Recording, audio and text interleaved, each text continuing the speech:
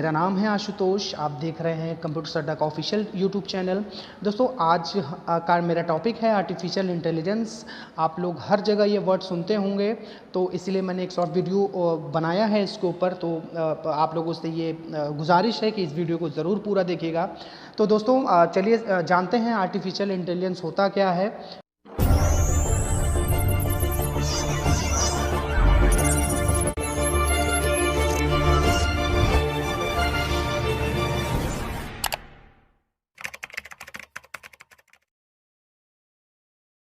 Artificial intelligence दोस्तों इसको हम एआई भी बोलते हैं। इसका ही पूरा नाम होता है आर्टिफिशियल इंटेलिजेंस।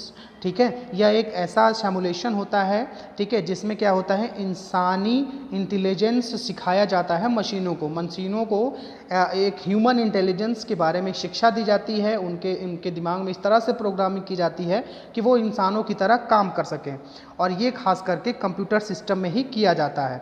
ठीक है, आर्टिफिशियल इंटेलिजेंस की अगर हम पूरे प्रोसेस की बात करें तो इसमें 3 तरह के प्रोसेस होते हैं दोस्तों। इसमें पहला प्रोसेस होता है लर्निंग का, दूसरा प्रोसेस होता है रीजनिंग का, और तीसरा प्रोसेस होता है सेल्फ करेक्शन का।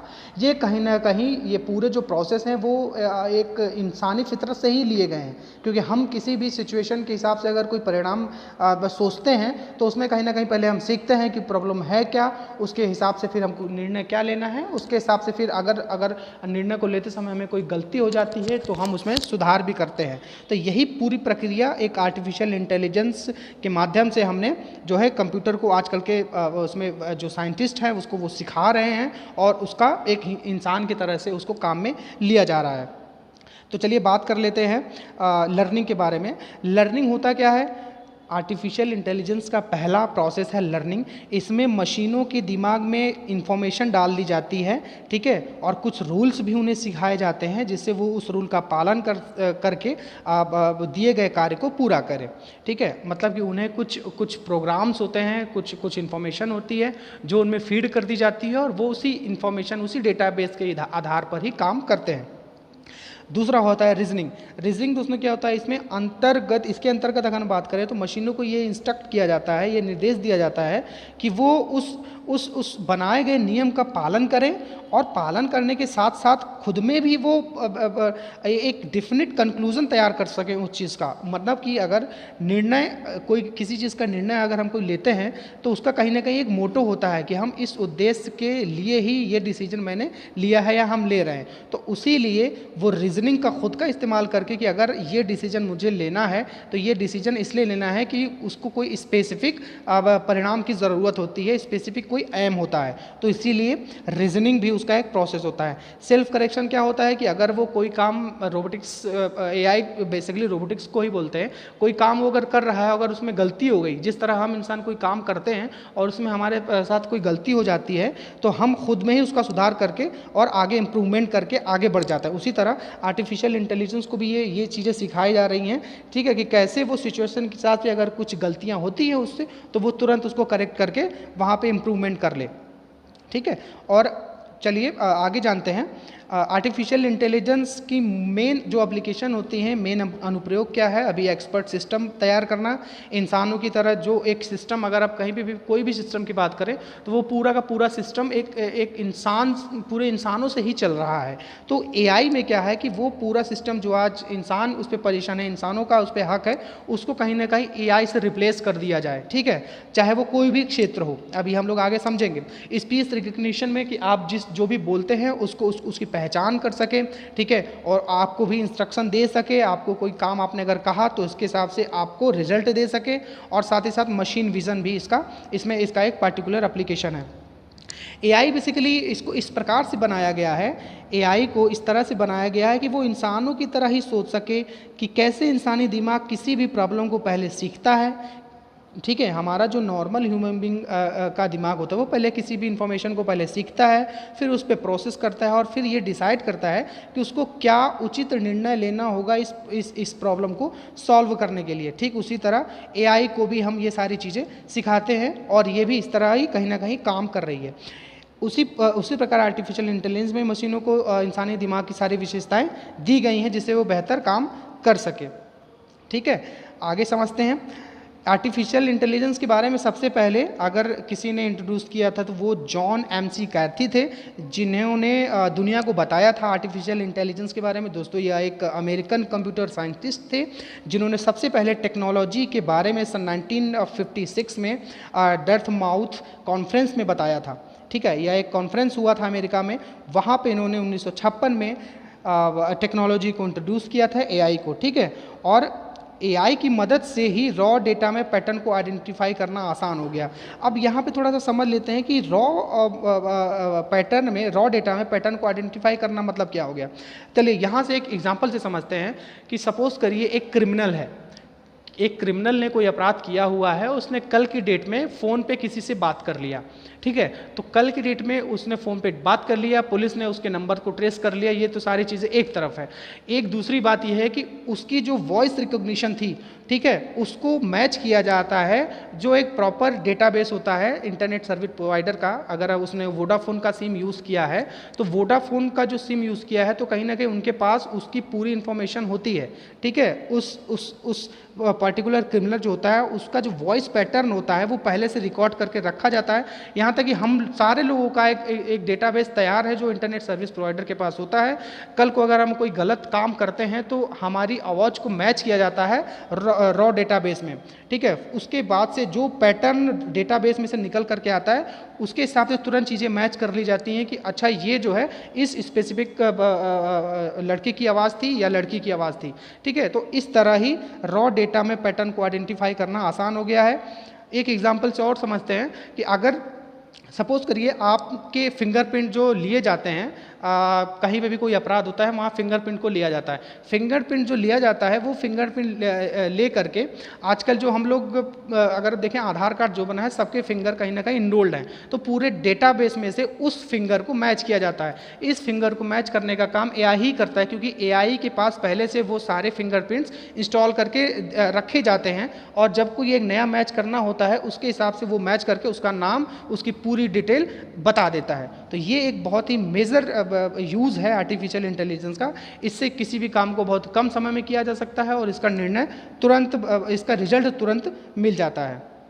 ठीक है, अब बात कर लेते हैं आर्टिफिशियल इंटेलिजेंस की फिलोसफी के बारे में। बेसिकली आर्टिफिशियल इंटेलिजेंस की शुरुआत कहाँ से हुई? आर्टिफिशियल इंटेलिजेंस की शुरुआत ये हुई कि जब हमने मशीनों को तैयार किया तो हम लोगों के दिमाग में, मतलब साइंटिस्ट के दिमाग में क्वेश्चन आया क्या मशीन भी हमारी तरह सोच सकती है?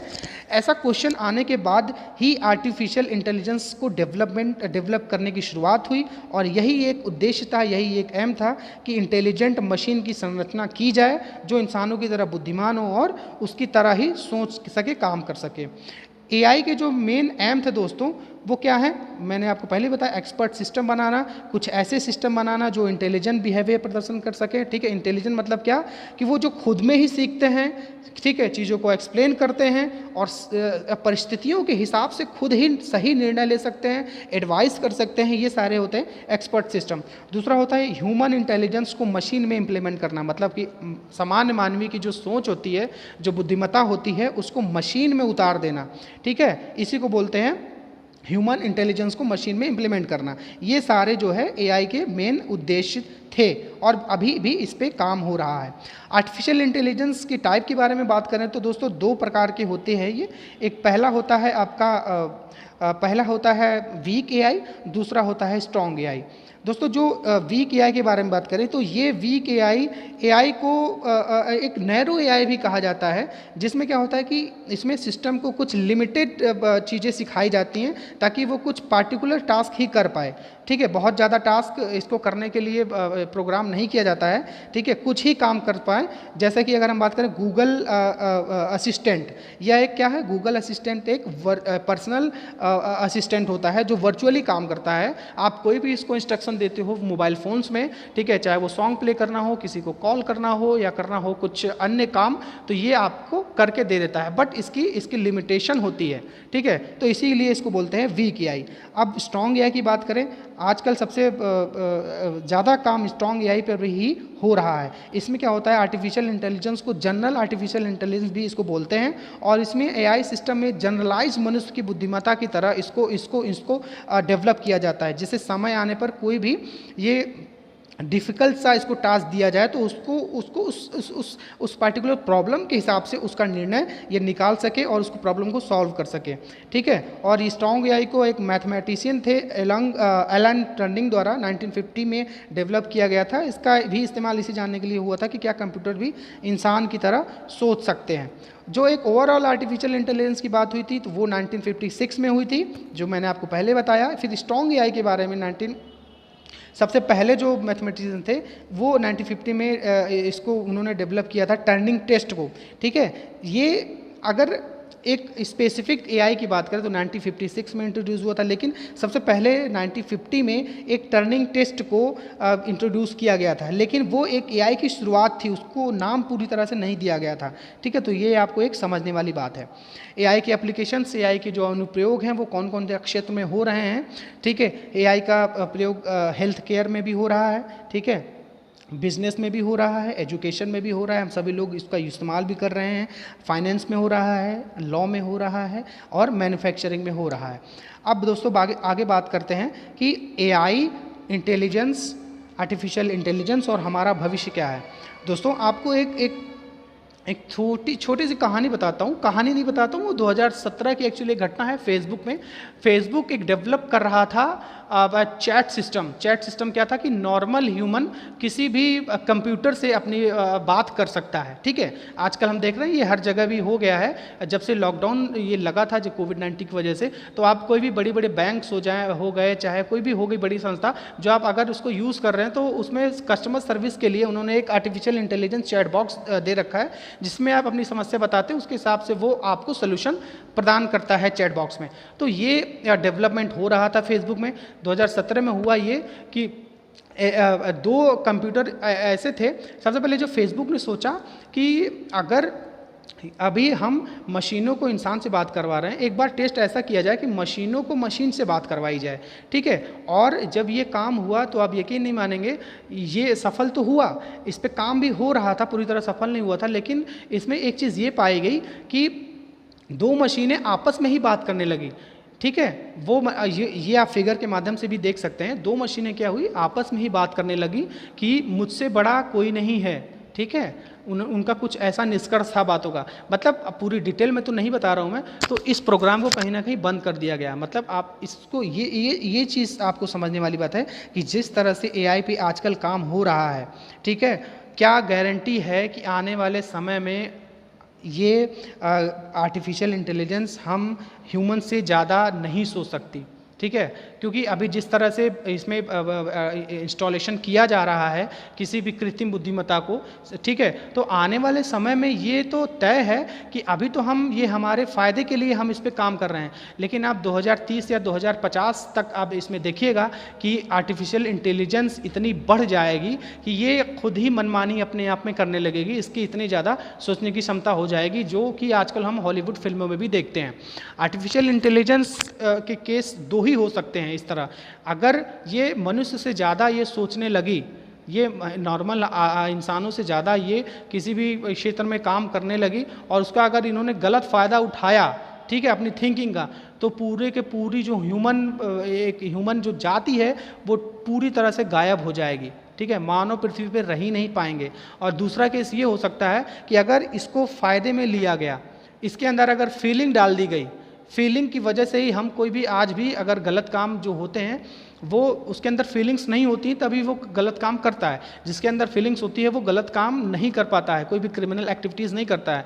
तो अगर आर्टिफिशियल इंटेलिजेंस के अंदर एक फीलिंग्स डाल दी गई और वो पूरी तरह से सफल हुआ तो ये क्या होगा, हमारे कामों में ये हाथ बटाएंगे और फिर इंसान पूरी तरह से स्वतंत्र हो जाएगा, ठीक है। पूरा का पूरा काम मशीनें ही कर रही होंगी। लेकिन क्या होगा उस समय जब आर्टिफिशियल इंटेलिजेंस के अंदर फीलिंग इंस्टॉल नहीं हो पाई और वो इंसानों से ज़्यादा सोचने लगा। इस चीज़ को हमें सोचने की ज़रूरत है दोस्तों। तो उम्मीद करता हूँ आपको आज का सेशन पसंद आया होगा आर्टिफिशियल इंटेलिजेंस के बारे में, ठीक है। और अब चैनल अगर आपको ये वीडियो अगर आपको अच्छा लगा हो तो चैनल को सब्सक्राइब करिएगा, शेयर भी कर सकते हैं। और देखने के लिए आपका बहुत बहुत शुक्रिया, धन्यवाद, जय हिंद।